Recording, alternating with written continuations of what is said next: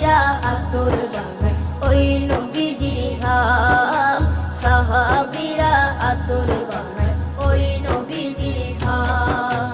সাহাবীরা আতর লাগায় ওই নবীজির ঘাম, সাহাবীরা আতর লাগায় ওই নবীজির ঘাম। স্তনে হান্নানা একটা খেজুর গাছের নাম,